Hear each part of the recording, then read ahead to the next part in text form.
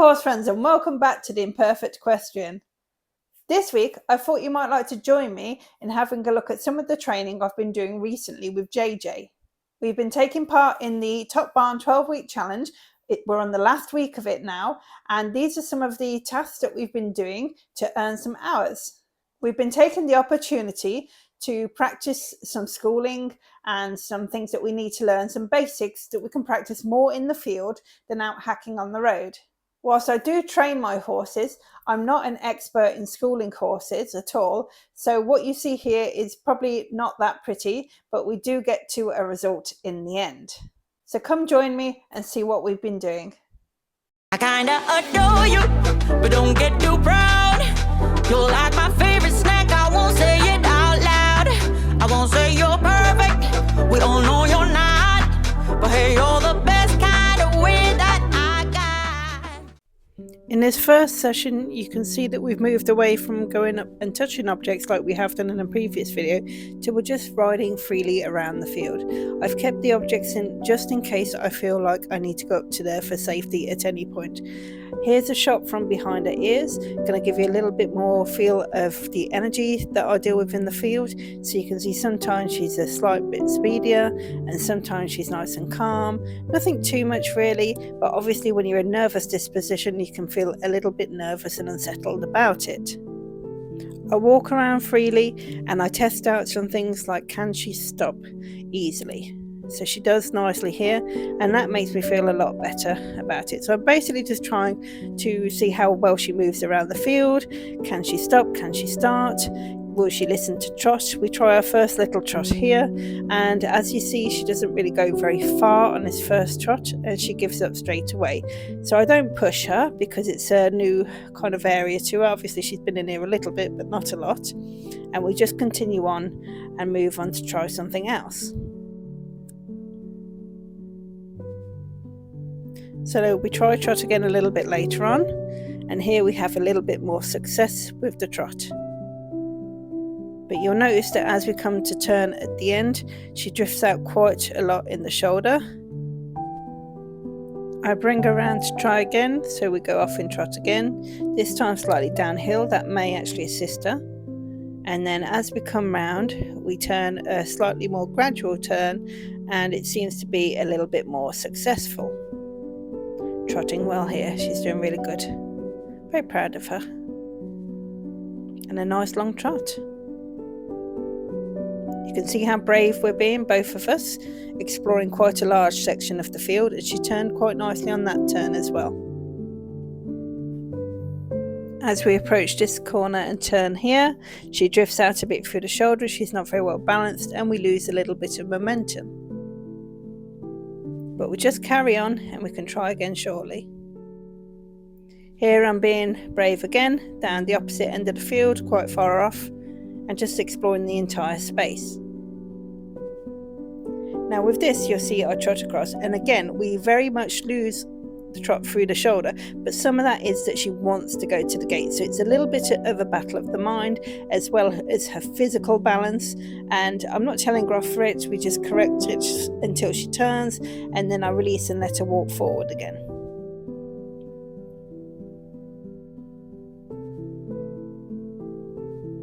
And oddly, at this point we seem to reach a point where she does seem to start struggling with going out through the shoulder quite a lot. So you'll see that as I decide I'm going to circle this object, I've decided to try circling some objects. We start out with a good circle and she drifts out really far down here. Now I think a lot of that is just her willpower, is wanting to go a different direction than I wanted to go, so we just continue to keep asking her to go to the right until she eventually does. Now I come back up to the object, and like I said, I've chosen the task to go around it, so I'm going to stick with my mind on that and we're going to go around it. Now our circles are not very good at the moment because it's more about where she wants to go and where I'm trying to get to go, so some sides are a bit nearer, some sides are a bit further away, and you can see that again the momentum completely stalled altogether then. But she just started walking again when I asked her nicely, and you can see that we do eventually start getting some sort of circle going on around it. Definitely much better than the first one anyway. As she's circling, I'm trying to support her with the direction of my body, with my seat, with my legs, and obviously with the reins as well. So the reason I've chosen to do some circles is so that we can have a more directed task, so that we both know where we should be going. It's nice to ride around the field, but sometimes my idea is not just her idea. Her idea can also become my idea, and she might think, oh, we're going over there, and I'll just go with it. So with this, we've got a more definite task going on, and we can make sure that we're directing her properly. If you were watching closely, then you'll have noticed we had another drift out to the point where it stalled, but we just simply asked her to go again. And it's a little bit of a battle of willpower, like I said before, but just by repeating the task, she'll start to listen to our ideas about where I want to go and that we've got some tasks. She has no idea that there's a task where she's got to circle around and around. She can only take guidance from me, and obviously it seems quite pointless to her. I felt she did that last circle quite well, so we're just switching up the task, and I'm doing a little bit of backup. I am using mostly my seat, a little bit of reins, and then also my legs to back it up. So she did really, really well at that. Very pleased. Just gives her a little bit of a mental rest. Off we go again. Another circle around a different object on a different part of the field. You can see it's starting to come together. It's a little bit stally still. This is where she should drift out. She is going to. It is slightly drifty, but still on a circle. It's nowhere near as bad as it was a few minutes ago. Very pleased with that. She's doing quite well. After quite a bit of repetition, I can see that she's finally getting the idea that we've got to circle these objects. So I head off to try on one more set of objects, the cones.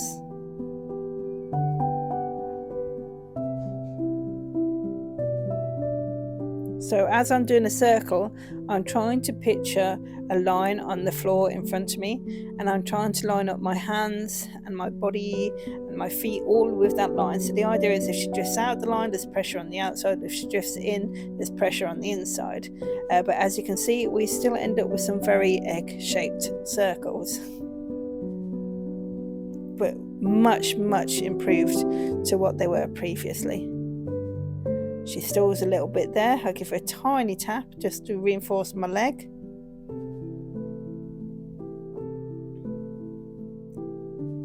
We go around this one, and it looks much improved. We're getting a little bit more of a circle shape going on here. Still a little bit further away on this side, but when you think back to how they were just a few minutes ago, it's very, very much improved.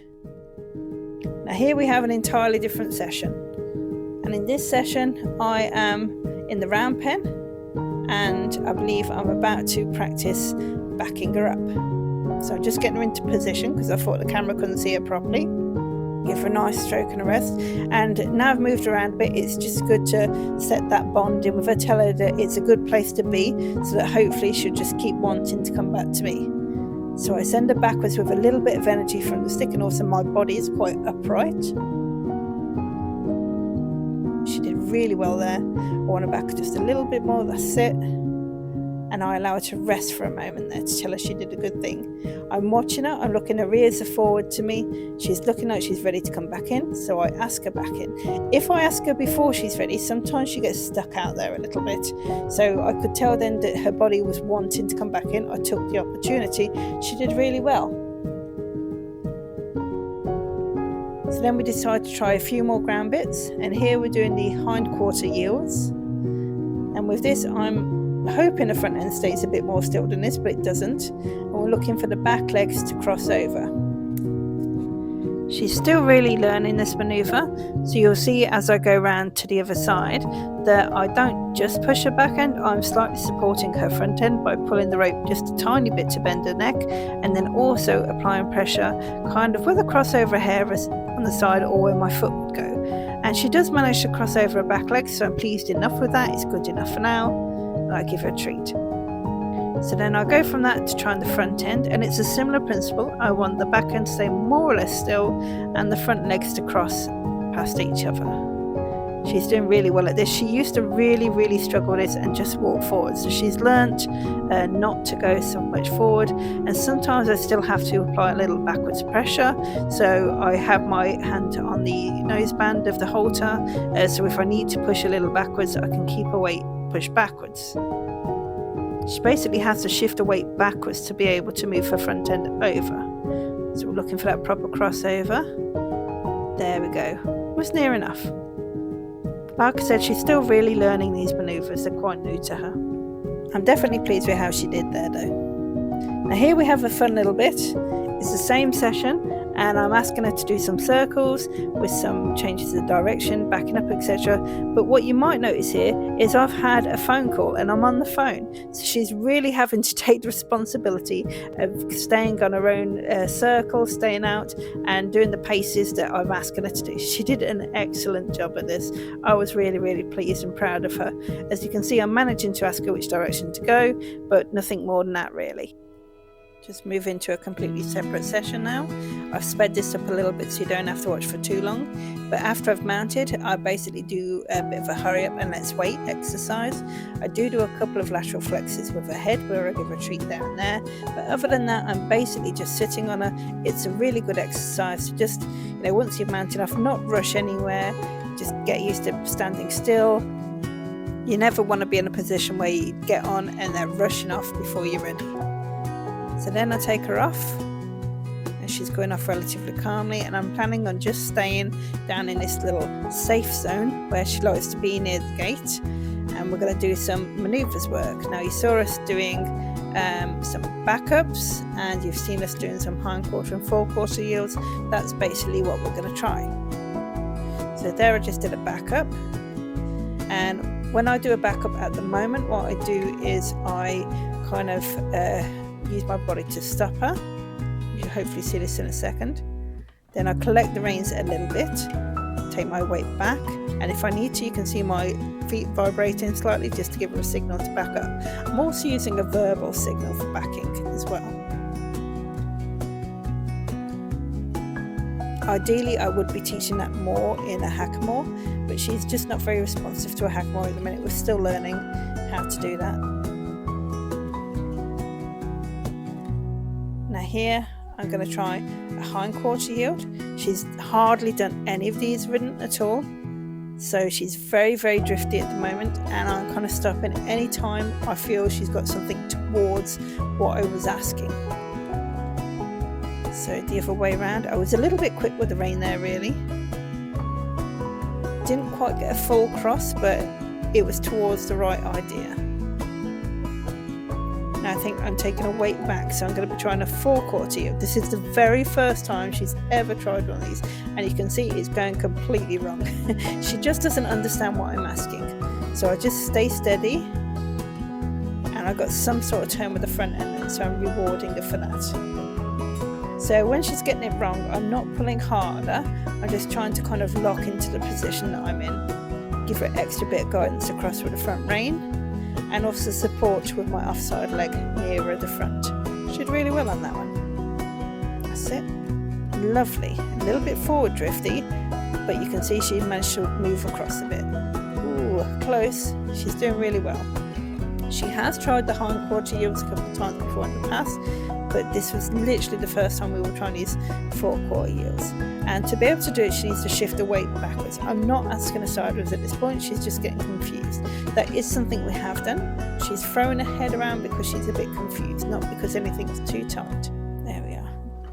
She did well then, so I'll give her an extra little rest and a bit of grazing time just to calm down. Here we go again. See the leg go on, and across she goes. See, so she really didn't get it last time, but once she'd figured it out, then she'd figured it out. She knew what to do on the next go. Shift weight back and across. Lovely. I'm not asking for more than one step at the moment really, because it's so new to her, and it's obviously a bit of a puzzle for her to figure out. There we go. It's improving as we go along.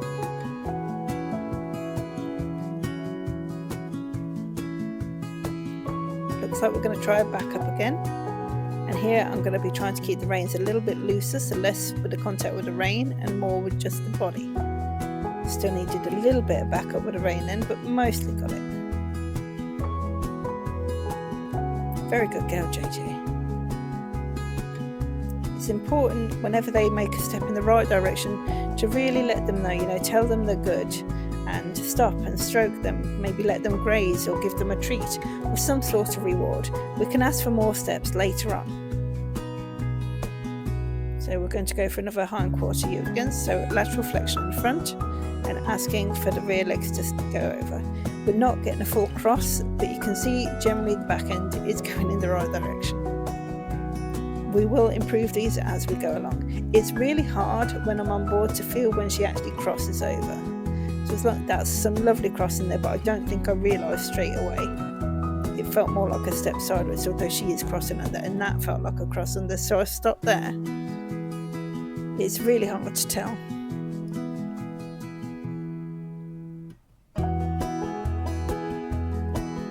A little bit of a walk around, just explore the area slightly, get her moving forward to change what she was thinking about so we can try something else again. And here we're going back into a back up, even looser reins, stopped lovely and did a lovely back up just off my body and my legs. Now obviously I don't want to lean back that much all the time, but we're still very much in a teaching phase at the moment, so we're accepting slight tries and rewarding often and giving very clear signals. Again, I've sped this section up very slightly, but at the end of our session you can see I'm giving her a good long rest. I'm staying on board. I just wanted to think about what we've learned in the lesson, have some chill time, and only then do I feel it's suitable to get off and take her back up to the stables again. So we're back in the round pen for a session, and I am phone call free for this time, so should be able to concentrate a little bit more on JJ. And we'll have a little bit more connection between us. After backing her out, you'll notice I hesitate for a moment before sending her off at a walk, and it's important not to just send them off straight away, else they get a bit presumptuous and they will literally go off as soon as you start backing them out. So you want that hesitation just so that they know it's a completely separate task. In fact, sometimes you might even ask them back in again. So at the moment I've sent her off in a walk. If you watch my left hand now, I point out to the side and I'm asking her just to step up to the trot. So I try to give as little signals as possible for this. As she comes round, you'll notice I lift a stick just in front of her, slightly about now, and I'm just asking her to come back down to the walk again. So these are all as small as signals as I can make them. If I need to, I can go bigger, I can step further, I can lift a stick higher, swish it round a bit to make a big signal if she doesn't listen to me, but I'm really trying to make them as minimal as possible. So I've just lifted the stick again to ask her to stop, and then we transition from that by me just waving the stick in front and giving my verbal backing signal to ask her to back up again. I think she did really, really well at that, so I've wanted to go out and give her a reward for that. I could have asked her back in, but I feel it keeps her more in the mindset of what we're doing if I can keep her out on the circle. Here I made a bit of a mistake by turning away and I accidentally drew her back in, so it's not her mistake. I tell her it's okay and then I just send her off again.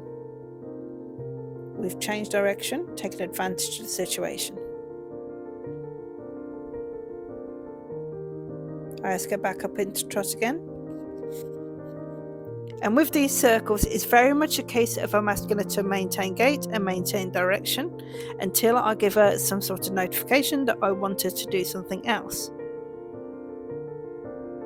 You can see she's doing an excellent job at that. I'm having to do nothing at all in the middle. There's no reason I should be nagging her to go around. A little bit of a signal there. And we could barely notice that one.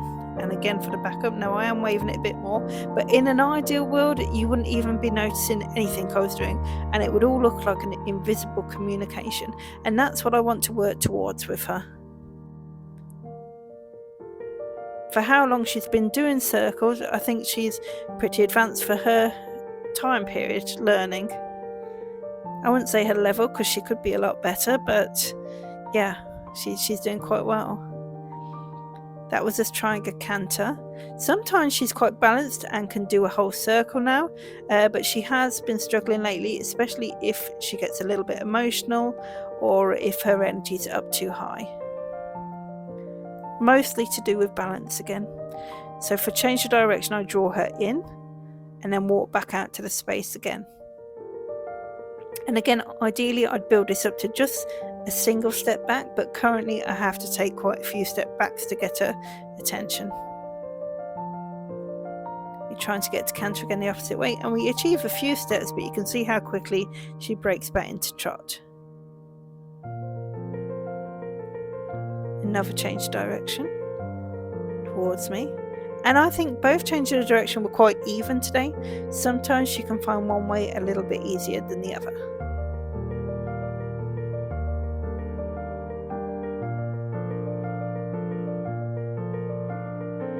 If I do need to keep her fit, this is a great place to be because she can trot around quite a few circles without any interruption. It's a nice change of direction at a trot. So I put a little bit more energy in. It's really up to me to try and maintain the gait as she changes direction. Sometimes she can't. She go from a walk to a trot. Now it looks like I tried the canter again then, but was unsuccessful. There we are, a few strides. Not so bad. I asked her to walk and she wasn't quite so mentally prepared, so she has a little trip. And then she carries on. Now, it's quite difficult to be neutral in the middle. I don't want to be so stiff that any little movement is too much for her. But you know, you want to be able to kind of talk to people if you want to, but they have to understand the difference between you being neutral in the middle and actually asking them to do something. Now in this session I feel she's done really well. She's done everything I've asked of her. She tried really hard for the canter. I know she finds that difficult sometimes, but overall I'm excessively pleased with how well she's done, and I like circling her. She likes to be circled as well. We have fun doing it together. We don't do massively long sessions. So I've asked her back in, and this is the end of the session.